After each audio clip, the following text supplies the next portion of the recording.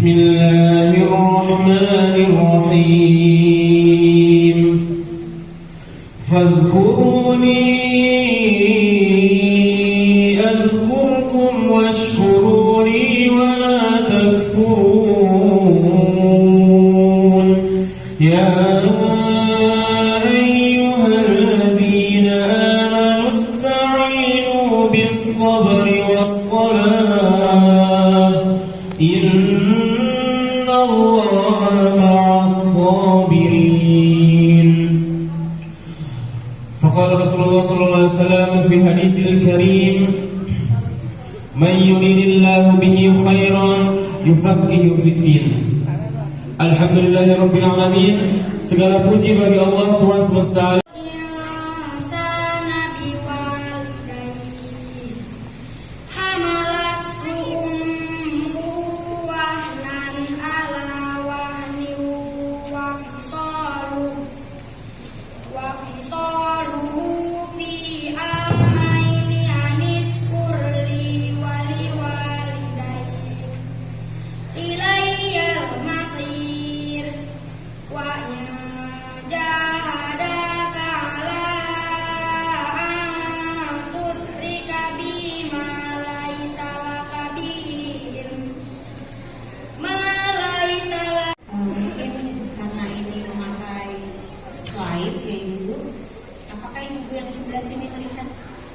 Selain saya Ibu, kalau tidak mungkin bisa pindah ke sebelah kanan.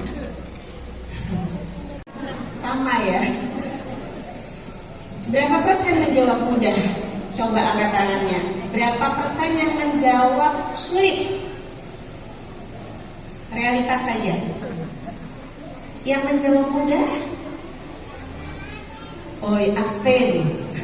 Golput yang lain ya. Baik. Insya Allah hari ini kita akan sharing. Tapi sebelum saya sharing, setiap hari kita akan bermunajat kepada Allah ya Bunda. Itu banyak doa-doa yang kita panjatkan. Kalau tulisannya jadi begini ya. Ini adalah doa yang sering kita panjatkan. Biasanya orang tua seneng nih doa seperti ini. Pokoknya otomatis aja kalau berdoa itu ya udah terucap aja. Misalnya habis Rabbighfirli wa liwalidayya warhamhuma kama rabbayani shaghira. Kemudian mendoakan anaknya. Rabbana hab lana min azwajina wa dzurriyyatina qurrata a'yun waja'alna lil muttaqina imama. Artinya apa? Ini ada lagunya ya Bu ya? Lagu diuji itu ya. Ya Allah, berikanlah kepada kami istrinya banyak ya Pak ya? Bukan satu situ ya. Istri dan dzurriyyah, keturunan. Kalau bicara keturunan, ini berarti bukan anak kita aja Ibu, termasuk cucu, cicit. Ya, berarti generasi setelah kita. Wa dzurriyyatina qurrata a'yun, penyejuk mata. Wa ja'alna lil muttaqina imama, dan jadikanlah mereka itu kepada kami lil muttaqina imama, pemimpin orang-orang yang bertakwa. Subhanallah, Masya Allah. Doanya ini luar biasa Bu. Karena apa? Dirubah. Yang tadinya tujuan hidupnya itu masih kebahagiaan materi. Kebahagiaan materi itu apa sih?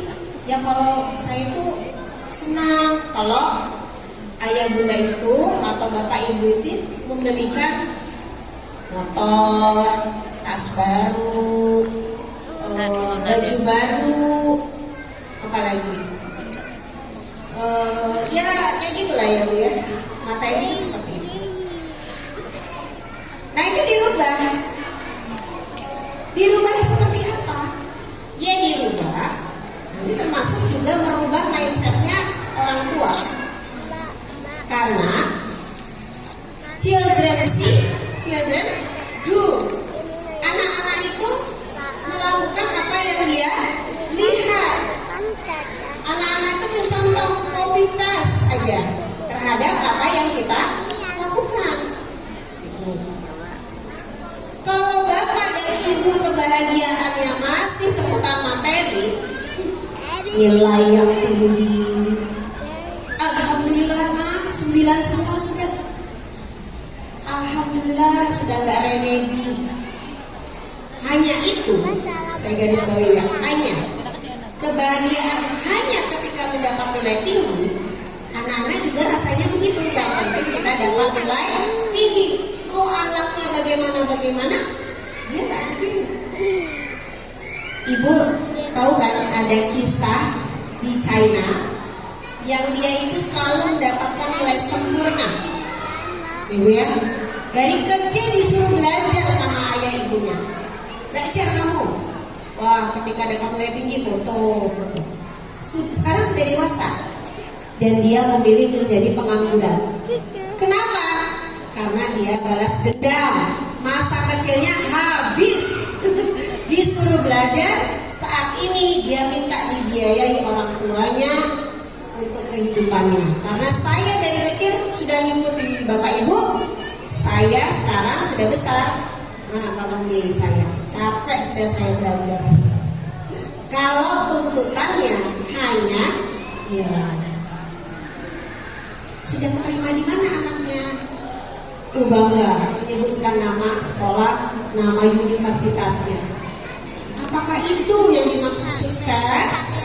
Kalau masih itu yang dimaksud sukses, Bapak Ibu, berarti Bapak Ibu masih pada tataran bahagianya, masih bahagia materi.